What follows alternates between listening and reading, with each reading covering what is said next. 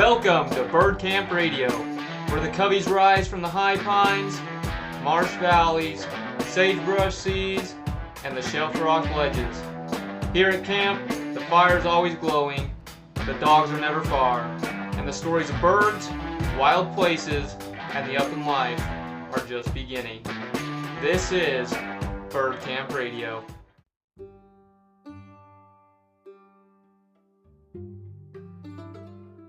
Welcome back, everyone, to the Bird Camp Radio podcast. We're excited to have you on for our 21st episode.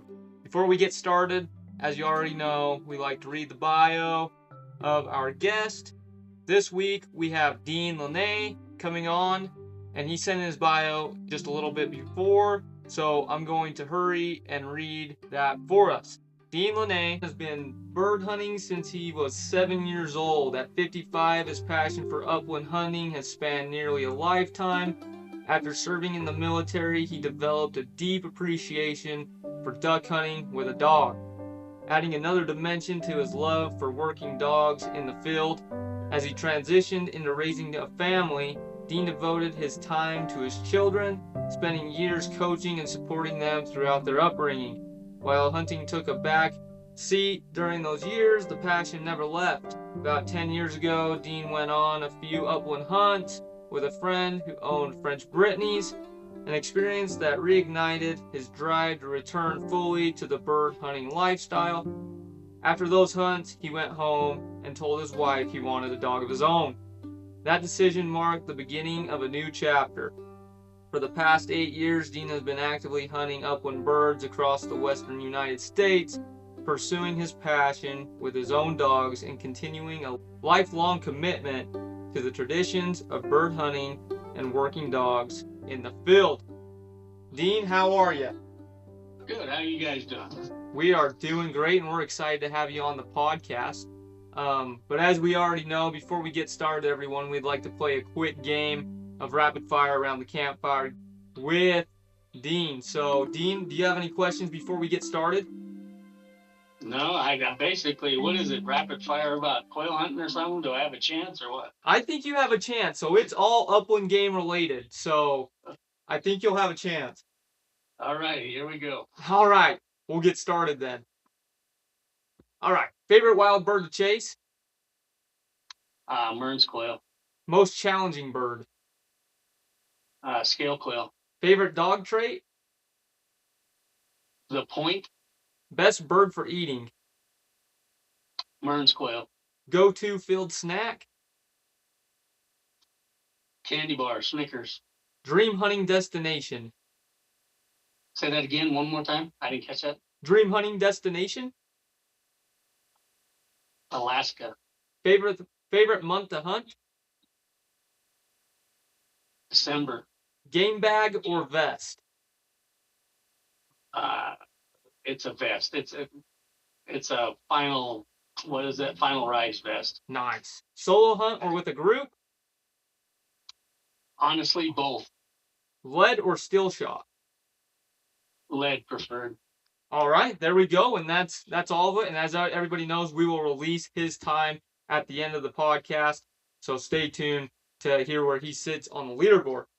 So, kind of getting started, as many of you guys know, what we do here on the Bird Camp Radio podcast is we have each one of our guests send in a bio of their experiences in the uplands, how they've gained experience and knowledge in the uplands, and some of the advice that they have. So, just getting started, we'd like to start right from the get-go of how you ended up in the upland game tradition. Like I said on my bio, I've been hunting since I was 7 years old, so I've chased ducks, doves, just about anything you can imagine. And then, of course, when you're a kid, you get into big game hunting and all that kind of stuff. But it started out with my dad shooting doves when I was a kid. And, we progressed to quail. And when I was about 19, I got a chocolate lab, and I was in Washington. I lived in Washington for a year, and I trained that chocolate lab myself. And it was really pretty cool because that little chocolate lab hunted everything. We hunted quail, we hunted pheasant, we hunted chuckers, we fetched geese, we fetched ducks. I mean, as all around dog, that lab was pretty amazing. I mean, we did it all together. And then I went in the military, got out, like my bio says, got married, got kids, and I did a little bit of duck hunting here and there. Uh, but the dog passed away of old age, and I just didn't want to get another dog because I was so involved with the family part of it. And then when my last kid decided to graduate, which was a good thing, and move on, I looked at my wife and I said, I don't know what I'm going to do now. I mean, my whole time was free. And I went with an older friend of mine, his name was Jimmy Ridge. And when I say older, he was about 70 at the time. And I went out a couple times with him and, quail hunting with his little French Bentleys, but it doesn't take long. And most all bird hunters will know this. When you realize that the dogs hunt for the owner, they ain't hunting for whoever's standing there. And it's kind of strange to see that. And came back and, I got a few birds here or there off his dogs and did that a couple of years. And I told my wife, I said, I want to get another bird dog. I want one of my own. And so I ended up picking a German short hair, and his name's Jax. That dog, I started as a pup and I trained him all on my own also. And I don't know if he was extra good at what he was doing or he made me look really good, but that dog he's pushing to push 8. And we have hunted everything together. I think I counted the other day and he has been on 11 upland different birds with me that he's helped me take throughout the years. And we've been all over from Kansas to Oregon to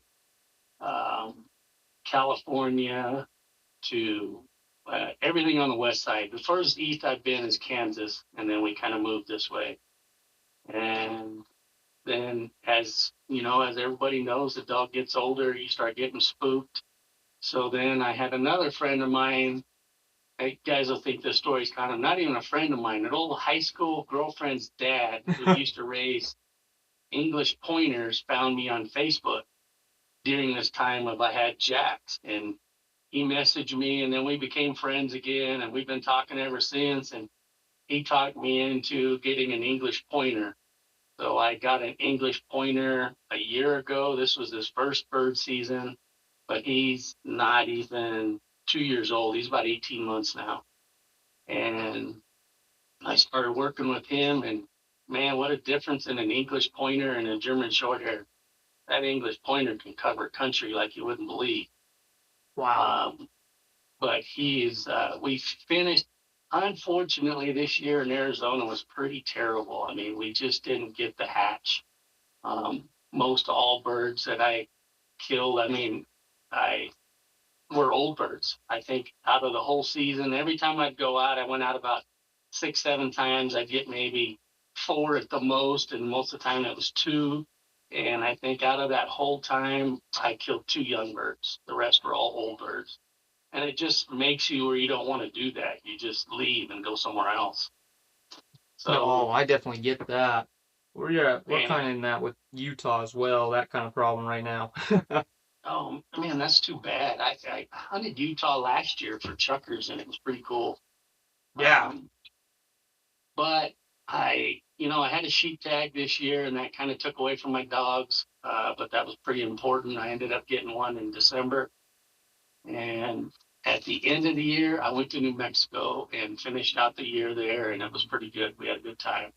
Dogs did real well. Fred learned a lot, and it was funny. We got on the last day before we come, and my buddy comes up and he said, "Oh, my 2 Brittany's, man, one did 14 miles and one did 16 miles." And I texted Fred. Wow. Just doubled them. Yeah, that dog he just covers country. But that's how I got into it. It's been amazing to me. I will say this, and then I'll let you guys have more questions.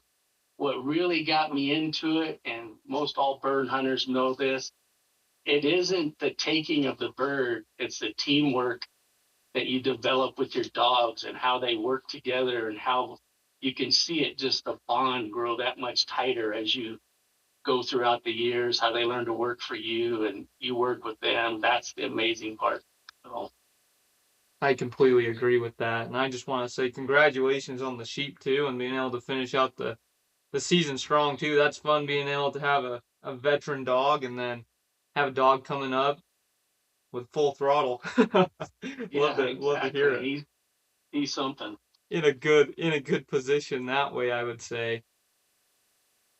So kind of going off of that, I mean, you're in Arizona. You spent your whole life in Arizona, right?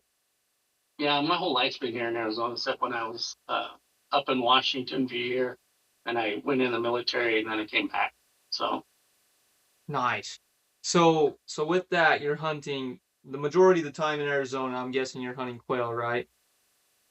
yeah, you can hunt it. I mean, Arizona's pretty nice about it. I wish they'd do it just a hair later, but they open it up in third week in October, and then they'll close off the first week of February, first or Okay. second week. Yeah, so they're pretty liberal as far as the season's concerned. But in October, through mid-November, you have a chance of running into snakes because it's just not quite cold enough yet. But I haven't had that big a problem. My dogs, they've found them, but they've pretty much not messed with them. So I've been lucky in that part of it. But yeah, Arizona's been my whole time. And like I said in the beginning, the funnest bird for me to hunt is Burns. And one of the hardest ones is scale quail. So Wow. Yeah, love to hear that. I mean, you've been able yeah, to go around a few different states and I definitely get the snake problem this year for some reason, at least in my area where we're at, um, our location up in northern Utah, for some reason, the areas that we've been hunting were terrible with rattlesnakes this year. I mean, we had a few encounters with some, and I actually got hit by I was out fly fishing, and I was walking down the road, and there's some tall grass just to the side of the road, and just one came out of the blue and just hit me. Luckily, I had my waders and boots on, and it didn't go through. But I'm like, man, with a little bit of man, that, heat this year, they've definitely been able to come out and show themselves a little more than usual. yeah, them little rascal. That one year we were headed, on a side note, we were headed to Kansas, and a couple of us guys were headed there, and they said, "Hey, man, there's supposed to be prairie rattlers," and everybody was worried. I'm like, "Oh, okay." So then, just on a side note, I Googled what has the most rattlesnakes, and it was Arizona. We have 17. I'm like, what Wow. am I worried about? Yeah, It's like I shouldn't be worried. yeah, I'm experienced. yeah. There are two or three that they have. Ain't nothing to our 17. That is just crazy. So, out of all the states that you've hunted, do you have a favorite one and a favorite type of bird that you like to hunt out there? So, it- it's so much different. I mean, it all depends on the bird that you're trying to hunt. Um, if I'm hunting chuckers and huns, so far my favorite state is Idaho. Um, we did do Oregon this past couple years ago, not this year, but last year I went to Oregon and did that Hell's Canyon thing. And I wasn't really in Hell's Canyon, but I was kind of at the throat of it. And man, you understand why they call it Hell's Canyon. It's something. But as far as the bird quantity, Oregon beat everywhere I've ever been. I've never seen so many chuckers in my life. You know, it's just a matter of you're going to get wore out walking those hills, and the dogs get wore out. So as far as when you hunt chuckers, I would tend to the quantity. I'd go to Oregon, just sheer nice, easy walking and finding birds. It's Idaho, and then but once you get into the quail side of things, ain't much better than Arizona and New Mexico. So Definitely love to hear that. I've had the opportunity to hunt a little bit of southern Idaho for chukar, and so far I've seen a great population there. I've heard quail's really good there as well. Haven't had the opportunity to hunt that yet. honestly haven't had much opportunity to hunt quail at all here where I'm at. There ain't many locations to hunt them. I mean, and most of it's private. If so, you kind of got to have your ins. But Yeah, no, that makes that's sense. so. Idaho, you guys will get a kick out of this. It was a couple years ago. I went there and I bought a sage grouse tag. And in one day, I took all four birds. I took a quail, sage grouse, chuckers, and a hun, all in one day. Wow, that's a So good bag right there. that was pretty good. And it was cool because we had a lot of tough times where the dogs don't really get to point the sage grouse too much. They're pretty jumpy. And Jax went on point, and I was like, wow, what's he pointing at? And a big old sage grouse come out, and I was like, oh, that's cool. Well, that was the end of that sage grouse, but it was kind of neat. I love it. That's awesome. Do you have any hunts in specific that really stand out to you? Um, to be honest with you, I mean, when you group hunt like that, we've had some pretty decent hunts, but I gotta admit, this last one that I just did in New Mexico was probably one of the best. Um, I got into bobwhites and scale quail, and I could tell that the numbers were real good. I just didn't have enough days to stay there. So it's definitely a plan to go back there next year. It was pretty neat, and that was probably the one that stands out the most. And I've done quite a few of them over the years. The Oregon one was pretty special. I mean, I did pretty good shooting chuckers there. It just wore me out, you know. But as far as a neat hunt for birds and stuff, it would have been New Mexico this year so far. Wow. I mean, honestly, I feel like any time that you get the opportunity to step out of your own state and get to hunt, I mean, it's a lot of fun to be able to see new territory, see new terrain, hunt new birds. I mean, I always get a kick out of being able to step out of my own comfort zone and go and learn something new and learn new terrain. I mean, that's half the fun of it for me is just being able to get to see new places all the time. It's pretty cool that way. So you're in It a is good always position. neat. Yeah. I'm sorry. It is good to see new places, and that's what makes it fun. Like you said, anything that stands out and going through my head right now, man, it's just, be honest with you, it's all special, man. When your dog goes on point and everything works, I don't care if you shoot a limit of birds or one or two. It just takes one or two, and the dog do everything right, and you do everything right, and that just makes your whole day anyway. So it really, Right. that makes sense, you know. Exactly. So going back to when you waterfowl hunted, what was kind of the transition from the waterfowling to upland? You still choose upland over the waterfowl side, or what do you see there? I've been hunting waterfowl since I was a kid. So for me, let me put it this way: there's two major things. One, and it's unfortunate how expensive waterfowl has gotten, and that makes sense to everybody. It's just what they charge for shells nowadays.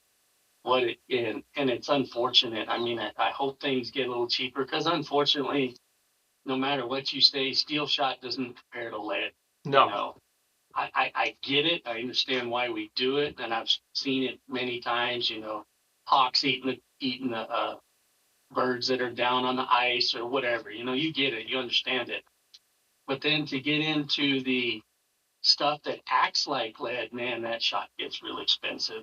You know, and it's just high dollar. And then to be honest with you, and you'll know this better than anything, you got to get up 4 a.m. to go hunt ducks. I get up at 8:30 and go hunt quail, and the sun's out, and I have breakfast and everything. So honestly, it's nicer as you get my age, a little older and stuff. You know, you don't have to worry about freezing, and I got my wife into it, and you know, and it's easier to get women into something that's not so cold and miserable than it is to drag some woman out there to go duck hunting and freezing like us men do. You know, we don't care; it's all worth it. But so as far as that's concerned, it's better as far as it's a little cheaper to hunt quail and it's a little bit easier to do it, so to speak, and you can get more people involved in it. makes sense. Oh yeah, that definitely makes sense. And for me, I'm used to the walking because man, just a few weeks ago, many of you already know this from past episode, but the last time I sat in a blind, I got hypothermia out in Texas, so on a hog hunt. So I'm sticking to the walking. No, I definitely get that. It's a little bit pricey. I grew up waterfowl hunting as well out here in Utah. Where we're at, we have the Bear River migratory bird refuge. So and then of course the Great Salt Lake just west of us. So I mean, when it comes to that, I live in a rural area as well, so a lot of family farmed land as well. So a lot of corn and wheat fields. So it made it really nice that way. But over the time, I've really just come to love upland game, and like you said, I mean, there's just so many things about it. Being able to have the friendships that you're able to have, being able to get out and for me, I can't sit still very well. I love hunting turkeys, but I struggle so much because I struggle to sit. Yeah, that's my biggest thing is what makes upland so fun is you're always moving. I mean, I've archery hunted my whole life. I've killed elk, deer, javelina, blah blah blah. And every time I sit in the blind, I fall asleep. So that should tell you something. I can't sit still either. I gotta move. That's the good thing for us with upland is Yeah. you can never I've never had a bad day hunting upland game. I mean, it's a beautiful being able to see just all the scenery, and I mean, there's always something. I mean, even an uneventful day is eventful in some way or another. When we went to Oregon this last a year ago, and it was kind of raining, and my wife and the people are with us like, we're gonna call it the day. We're not gonna go out. Are you gonna go out? I said, yeah, I'll go out. And I walked. I walked. And I ended up getting like I don't know 5, 6 chuckers, and Fred was just like 12 weeks old, and he fetched two at about 100 yards away, and I was excited, and I couldn't believe it. And come back, and my wife says, "All right, how's your feet?" And I said, "Man, they're sore." And I take my shoes off and blisters on both my feet. And she goes, "You're crazy." And I say, "Yeah, I had fun." I had fun at the end of the day. It's all worth it. I don't feel it nearly as much now. Yeah, yeah. No, I love it. So, going to your dogs, I know we've talked a little bit about them, but what are some things that, I mean, kind of making that transition from waterfowling to the upland game world and then bringing on the pointing dogs? What do you think you've learned the most from your pointing dogs over the years? Um, Pointing dogs, I think the reason anybody gets a pointing dog is it's just so neat to see it when it freezes up and points the bird and it waits for you. That's, I mean, there's no other thing but that. But when I compare it to my lab and my two dogs as far as nose and all that stuff, I think they're even. There's no, I mean, I remember hunting with that lab, and she found just about anything that you just learn a whole different style. With a lab, she has to stay close, and you're always ready to shoot at no matter what because she's just going to flush it. But the pointing dog, it's just the whole demeanor of how they know to point and how you're teaching it to stay there. I mean, I think maybe you know this, and most bird hunters know it. It is the instinct of the dog to point. That's always there. The thing that we're breaking it is to jump in and attack it after it points. All dogs, and you see it with like foxes where they're hunting in the snow and they freeze and jump down and get the mouse. All dogs want to do that. They want to jump and flush the bird, but we teach it not to. That's what all the whoa and holding and all the drills that we do. That's the amazing part when you can teach a dog to hold point no matter how long it takes to get there. And by the time you get there, and this is the neat part is most dogs that are like Jack's who's old, when you get there and he's froze on point, it takes you 15, 20 minutes to get there, and you get there and all of a sudden you're moving and he's sneaking with you because he knows the birds aren't right in front of him, but he's actually sneaking with you to tell you that, okay, yeah, we're moving together. And then when they lock up and won't move anymore, then you know that that cubby is nearby. Um, what also is neat between a pointing dog that I've noticed is when both my dogs point high, heads are high, and then just straight out. That means it's a big cubby somewhere, and they're out within, 30 or 40 yards in front of them. But when that nose and they're all crooked and twisted up and their legs are all crooked and they're pointed down, that bird's right in front of them. And it is neat to learn that. That makes sense. Oh, for sure. I kind of come from the same aspect there. Growing up, I spent the majority of my time, still do. Most of my family still own Labradors just because we could do a little bit of both of waterfowl and upland game hunting. And it's definitely quite the transition from the flushing dogs to the pointing dogs. Like you said, I feel like the amount of, I'm not saying anything against flushing dogs at all. I absolutely love flushing dogs, but it definitely takes, like you were saying, every dog has that nature and tendency to go after it, but being able to initiate that and learn that innate point is something really valuable to a hunter. And I mean, it's honestly just artwork. It's just amazing to be able to watch a flushing dog. I mean, not a flushing dog. Well, both flushing dog and pointing dogs, but pointing dogs in this aspect. Just the artwork, watching those dogs point. I mean, my wife, it was kind of fun.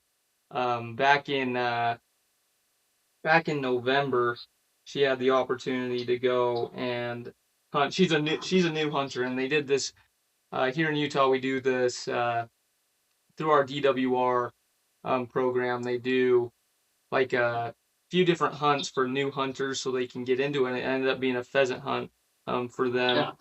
And it was fun because they brought out some and that's what's so amazing about the upland game world is, I mean, we had some amazing bird dog handlers who are very well known and well renowned in the bird dog world who volunteered their time and their dogs to help train and teach these new hunters. And it was fun being able to, I mean, these were all pen raised birds.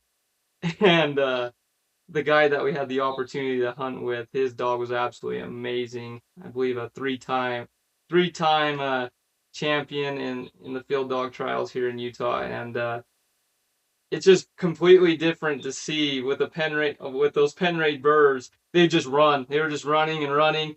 And this dog, with the amount of obedience and discipline, just watch that thing run. And he's like, the guy who owned him, he's like, nothing against the flushing dogs, but that bird would be completely up by now and busted way, way long ago. And it's just crazy to see a dog have that kind of discipline and obedience. Watch that thing run 50, 70 yards out in front of it as we're chasing it down, and the dog's still 50, 70 yards behind us, still on point. Just absolutely amazing to me. Yeah, it is amazing when them dogs. And it was cool. I'll run the story. My wife was kind of new to it too, and we went out and hunted in Mearns country, and I came up across these Mearns, and I shot one after Jax pointed it, and he went and fetched it. And then he came back and went on point again. So he's standing there on point, holding the dead bird in his mouth, and on point again. And I told my wife, I said, and I don't know how your wife is, but my wife has watched me a couple times shoot birds and said, I don't see how you shoot them, because you know this and I know this. Inside, if you wait longer than 2 seconds, the bird's out of range. Right, right. And she goes, I don't see how you shoot them. And a couple different times I'd be like, birds would flush, and I'd shoot a couple, and I say, did you shoot? It's because I didn't get the gun to the shoulder. You know what I mean? And I'm like, well. But then long story short, we get this Jackson on point at another Mearns, and I tell my wife, come on, hurry up. And you watch her in the video camera, you watch her get up close to Jax, and then she flips her hair out of the way, mounts the gun on her shoulder, and then I go and flush it. Well, the only cool thing was that she killed it. So hey, that's good. That's good. But it's funny to see that process, but that's what pointing dogs do. They let you know the bird is there, so you can bring a non-experienced person in and say, okay, now get ready, because it's going to go. You know what I mean? Where unfortunately, flushing dogs, you can't do that. They just you got to snap shoot right when they go. So that's what Right. pointing dogs do. Is they really introduce new people into it really well. Really keep you on your toes with the flushers, Yeah, and yeah. it's definitely all. I honestly would go either way, even today with Upland. But it's definitely a personal preference in my point, and really it comes down to whatever you feel comfortable with is the best dog for you at the end of the day. I feel like so. And that's it. I got people that hunt with French Brittany's. I've been around German Shorthairs. I've been around Brittany's only. I've been around um, English Pointers. And every time you talk to the hunter, and it's as it should be, their dog's the best dog, and that's as it should be. You know what I mean? Yeah. It's their dog. And but when it comes right down to it, I don't I can't even say one dog's better than another. It's your personal preference and what works for you when you're out there hunting, because in the end, you two are a team, and that's what matters. That's right. Um, one more thing about I just saw on social media, and I believe it was out of Arizona where you're at. Mm-hmm. A guy had posted in one of the groups. I can't remember what breed dog he had, but it was a pointer of some sort. And what had happened? It was just a picture of his dog at the vet, and the face had been completely torn up, stitched up at this point. And he told the story in the caption that his dog went on point and stayed on point, and it was a point on a javelina. And the javelina finally got tired of it, tired of the pressure, that it finally just attacked him. But it's just amazing. Terrible that this happened to the dog, but I mean that dog sat on point the whole time until the pressure was put on and then attacked. Like it just amazes me. Like So, the loyalty to the point and the obedience and the discipline of just there, and then as soon as that pressure was initiated, just just came down on him. and you mentioned that, and I didn't mention this, but this year at the beginning of the year, Fred, he's my new puppy, and he doesn't know much, and he thinks everything's fun. And we were hunting in quail at the beginning of the year, and it's the same thing. He went on point. I'm like, oh, cool. He was 150 yards out, and I start headed to him. All of a sudden, I hear him yelping, and he comes running back to me, yelping all the way. You know what I mean? Looking for me, and I look, and there goes the javelina. Oh And, man. and I look over, and I say, he comes running up to me, and I look at him, and he had a hole in his shoulder. And then it was bleeding a little bit, and I put the water on there and wiped it all off, and it bled a little bit. And I looked at him, and I said, "So, no more javelinas, right?" And then he looks at me, and off he goes hunting birds. It's like not gonna make that mistake again. Yeah, he found another one. And the only good thing is, yeah, people have to be careful of pigs. And most of the time, my advice, there's really not much. It's just when you see them and your dog points, don't be afraid to shock them to let them know. You know what I mean? No way. That makes sense. Right. No, that makes And sense. yeah, and people sometimes make the mistake, and I understand. They think, oh, I need to shock the dog, but I don't want to shock them too much. No, when you need to shock a dog to teach them something like snakes or javelina, you need to hit them good so they understand and they'll never forget it. You know what I mean? And lucky I didn't have to do with that Fred, because he got hit by one and he don't ever want to mess with him again. But if you ever see a dog point at javelina, yeah, don't be afraid to go ahead and shock them and tell them no and let them go. That's not what we're playing with, because it'll save you in the end run. Oh Pound for yeah. pound, I gotta admit, javelina will beat just about anything. There's something.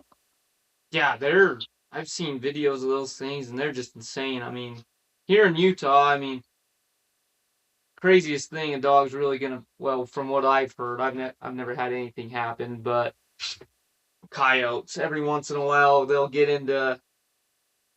coyotes will get into a covey, trying to get into a covey, and the dogs will go on point on these coveys with a coyote trying to get in there, and that can get a little messy. But I can't imagine with these javelinas and then some areas with the feral pigs. It's just crazy to me, some of the stories that I've heard. But It, that's yeah, awesome. that's my recommendation for Arizona and Javelinas. No, that makes sense. Well, this has been a great time. We've had a great time being able to talk to you and kind of get to learn more about what you do over there in Arizona and some of your travels with your dogs. Um, but before ending every podcast episode, we like to ask one last question to each one of our guests for the listeners to hear, and that is, do you have any advice for anybody coming up in the upland game tradition, or anybody that's already been in it? Any advice that you'd give them? Advice I would give is enjoy every moment. I mean, I tell this people to everybody, life is short. You never know when it's going to change. So when you're out there in the wilderness, or you're hunting with the dogs, or you're there with your new dog and you're new, enjoy the moment, no matter what it is. Whether you find birds or not, take a second, look around, enjoy what you're doing, because it truly is amazing what the United States is, what it has to offer, and all the things that you see. That's one of the things that my wife loves the most. She don't really care whether she hits a bird or not, but all the different places that I've taken her, all the different things that she's seen, just the scenery that the United States has to offer, and our freedom to go anywhere to do that, all the public land and stuff that we have on the west side. It's just amazing. So when you're out there, enjoy every minute of it, and when you get those points and those deals you get from your dogs and working together, it's amazing, and cherish every minute of it, because life is short. So enjoy it all. I completely agree. I mean, I couldn't have said it better myself.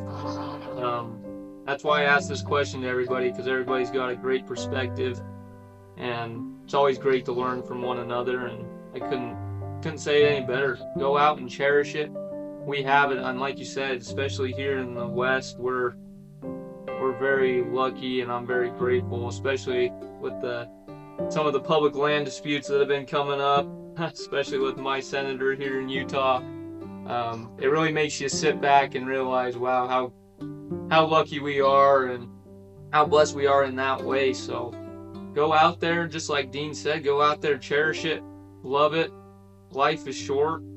Might as well go enjoy it and love it while we can, because I mean, it is a great country that we have, and we might as well use it when we have it. So Dean, thank you again for coming on to the podcast. This has been great. We appreciate your time and your story. Yeah, no problem. And anytime you want me on, maybe next year, see how the year goes, just call and ask. And more than happy to talk with you guys again. Sounds great. We appreciate it.